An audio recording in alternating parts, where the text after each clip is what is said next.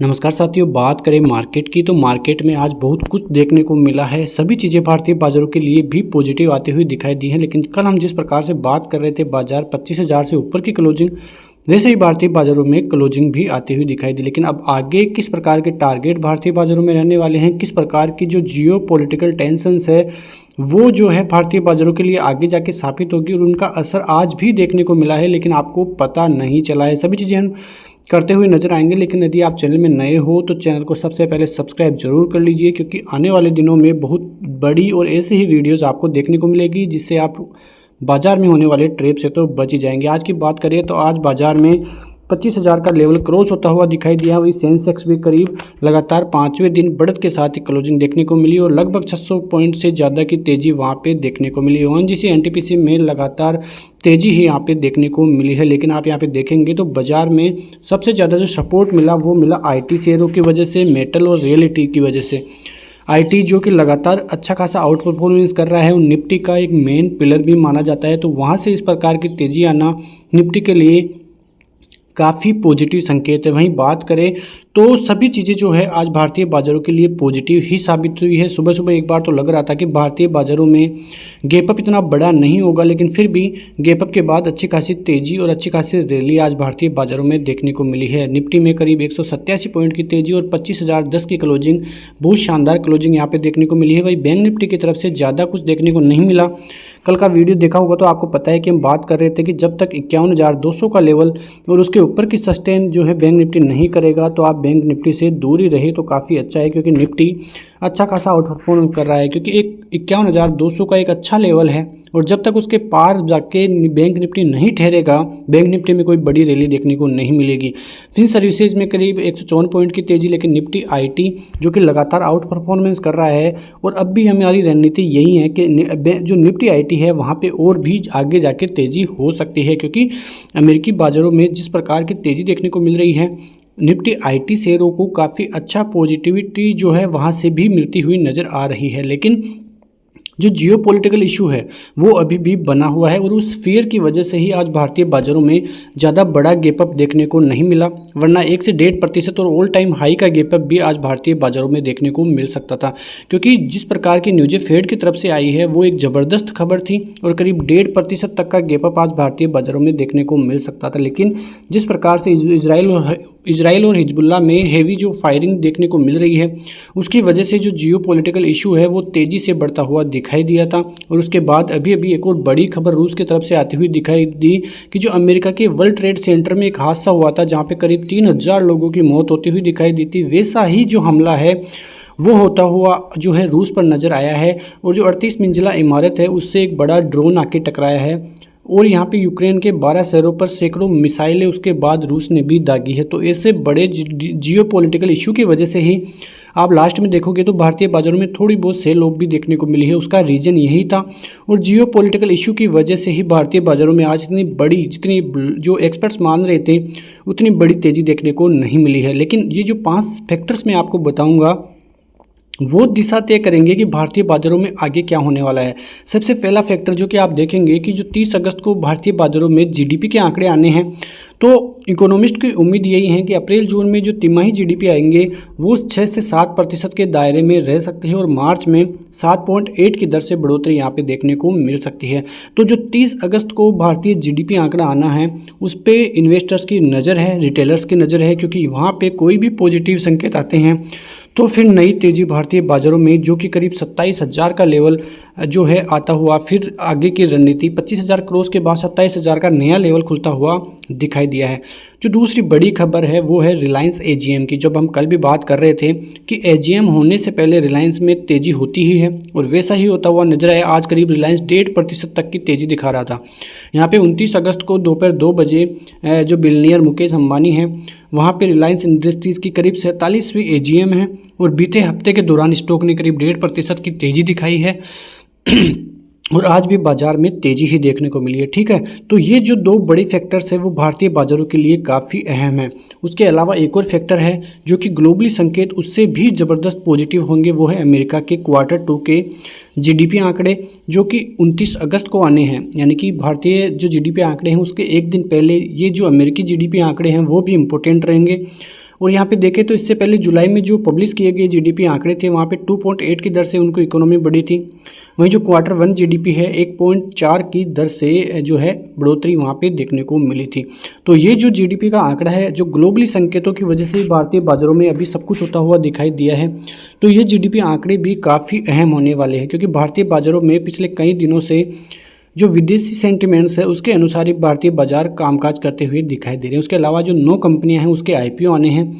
तो primary market में इस हफ्ते काफ़ी हलचल देखने को मिलेगी। करीब 9 आईपीओ देखने को मिलेंगे। 8 कंपनियां शेयर बाजार में अपनी शुरुआत करेगी। वहीं 3 initial public offering main board से होगी और 6 एसएमई सेगमेंट में होगी। तो करीब 9 कंपनियों के आईपीओ आने वाले हैं, क्योंकि इस बार आप देखें तो पिछले 2023 और 24 में देखें तो करीब 95% कंपनियां जो कि आईपीओ लेकर आई है वो पॉजिटिव और ज़बरदस्त प्रीमियम के साथ ही खुलती हुई दिखाई दी है।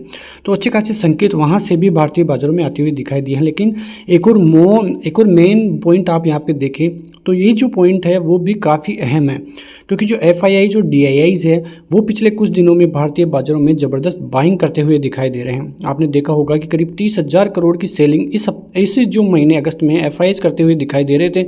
लेकिन पिछले 3 दिनों से अच्छी खासी बाइंग में अब एफआईआईज आ गए हैं। डीआईआईज तो पहले से ही बाइंग में बैठे थे और डीआईआईज की तरफ से जो 2 दिन पहले 9,000 करोड़ की एक ज़बरदस्त बाइंग देखने को मिली थी, उससे साफ संकेत मिलते हुए दिखाई दिए थे कि भारतीय बाजारों में अभी भी काफ़ी दमखम बाकी है और जो भारतीय बाजार है उसको रिटेलर्स ज़बरदस्त तरीके से संभाले हुए हैं। इस हफ्ते करीब 13,000 करोड़ की बाइंग डीआईआईज ने की है। वहीं पूरे महीने में देखें तो करीब 47,000 करोड़ का आंकड़ा पार करता हुआ डीआईआईज की तरफ से आया है। तो आप अनुमान लगा सकते हैं कि किस प्रकार से डीआईआईज और रिटेलर्स तेजी में भारतीय बाजारों में बैठे हैं। तो काफ़ी अच्छे संकेत एफआईआईज और डीआईआईज की तरफ से पिछले कुछ दिनों में आते हुए दिखाई दिए हैं। तो काफ़ी पॉजिटिव संकेत है और ये जो 5 फैक्टर्स है आप इन पे नज़र रखिए, क्योंकि काफ़ी अहम फैक्टर्स है और ये आने वाले दिनों में काफ़ी अच्छा जो है भारतीय बाजारों के लिए साबित हो सकते हैं। उसके अलावा जो खबर आती हुई दिखाई दी भारतीय बाजारों के लिए वो थी जीडीपी के लिए। और जीडीपी ग्रोथ रेट जो कि आईएमएफ और कई बड़ी फर्म से बताया था कि भारतीय बाजारों का जो जीडीपी रेशियो है आने वाले दिनों में 7 से पार होता हुआ दिखाई देगा। लेकिन यहाँ पे क्वार्टर 1 फाइनेंशियल ईयर 2025 के लिए जो मनी कंट्रोल का पोल है, जहाँ पे करीब 13 इकोनॉमिस्ट बैठे थे, उनके अनुसार 6.8 की दर से भारतीय बाजारों पे में जो जीडीपी रेशियो है वो आता हुआ दिखाई देगा और थोड़ा स्लो इकोनॉमी होती हुई दिखाई देगी। आप यहाँ पे देखेंगे तो जो प्रोजेक्शन था वो 7% के पार था। आरबीआई का 7.2 के अनुसार लगा के बैठे थे और इन्फ्लेशन जो है 4.5% तक का उनका अनुमान था। लेकिन 13 जो इकोनॉमिस्ट है उन्होंने साफ संकेत दिए हैं कि इस बार थोड़ा स्लो डाउन भारतीय बाजारों की ग्रोथ में देखने को मिलेगा। इससे थोड़ा आप शक्तिकांत दास है वो भी इन खबरों पे नज़र गड़ाए हुए हैं कि किस प्रकार से भारतीय बाजारों में आने वाले दिनों में जो रेट कट है उसकी संभावनाएं किस प्रकार से रहती है, क्योंकि जिस प्रकार से फेड ने रेट कट किए हैं उसके बाद अब जो अर्थशास्त्री हैं वो भारतीय बाजारों की तरफ भी ध्यान देना चालू कर दिए हैं कि भारतीय बाजारों में भी इस वर्ष के एंड तक यदि रेट कट होता है तो काफ़ी पॉजिटिव संकेत भारतीय बाजारों से आते हुए दिखाई देंगे। जिस प्रकार से कल और जिस प्रकार से अमेरिकी बाजारों में तेजी हुई है 23 तारीख को, जिस प्रकार से जेरोम पोवेल ने स्पीच दी थी कि अब समय आ गया है रेट कट को कम करने का, और वो एक पॉजिटिव संकेत वहां से आते हुए दिखाई दिए थे। इसकी वजह से ही अमेरिकी बाजारों में तेजी हुई और उसकी वजह से ही भारतीय बाजारों में भी तेजी देखने को मिली। अब आप यहाँ पे लेवल्स की बात करें कल के बाजार के लिए, तो जो सबसे इंपॉर्टेंट लेवल है अभी वो है 25,000 का लेवल, क्योंकि आप यहाँ पे देखेंगे तो सबसे ज़्यादा स्ट्राइक्स आप यहाँ पे देखेंगे तो पुट राइटर्स और कॉल राइटर्स 25,000 पे तगड़ी धमाचौकड़ी यहाँ पे आपको देखने को मिल जाएगी। इसके पीछे आप यहाँ पे देखिए तो जो कॉल राइटिंग है वो 70 लाख है और करीब ऐड हुए हैं 6 लाख आज।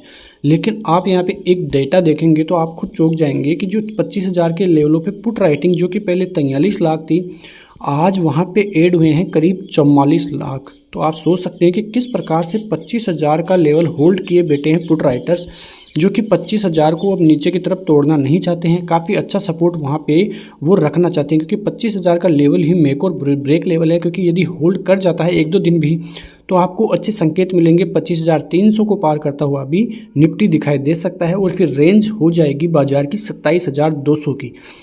तो आप यहाँ पे देखेंगे कि 24,800 का लेवल, जहाँ पे call writers 35 lakh, put writers 75 lakh, जो कि 14 लाख यहाँ पे ऐड होते हुए दिखाई दिए हैं और कॉल राइटर्स करीब 20 लाख यहाँ से भागते हुए दिखाई दे रहे हैं, क्योंकि उनको अनुमान लग गया है कि भारतीय बाजारों में अब फिर से ज़बरदस्त तेज़ी आती हुई दिखाई देगी और इसीलिए वो 24,800 के लेवलों से तो हटते हुए अब दिखाई दे रहे हैं।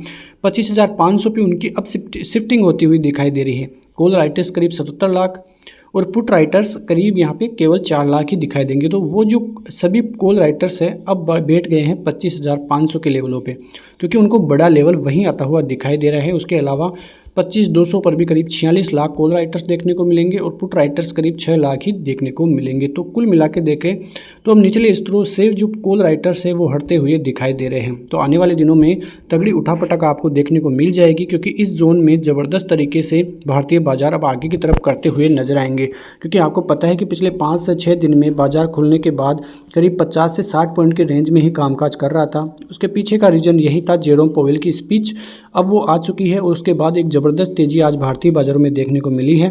तो वो तेज़ी कहाँ तक जाती है उस पर नज़रें रखेंगे और सभी आरबीआई गवर्नर भी उस पर नज़रें रखे हुए हैं। तो सभी चीज़ें आप देखें तो भारतीय बाज़ारों रिटेलर्स के लिए अभी पॉजिटिव ही साबित हो रही है। आने वाले दिनों में भी भारतीय बाज़ारों के लिए ये खबरें पॉजिटिव ही रहेगी और बाजार में एक अच्छी खासी रैली का मूड माहौल है।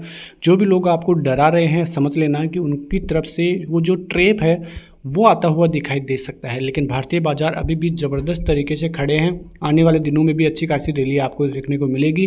कुछ करेक्शन आते हुए दिखाई दे सकते हैं, लेकिन उनसे कुछ बड़ा होने वाला नहीं है। बहुत ज़बरदस्त तेज़ी भारतीय बाज़ारों में साबित होगी। मिलते हैं नेक्स्ट वीडियो में, तब तक के लिए नमस्कार, जय हिंद, जय भारत, वंदे मातरम।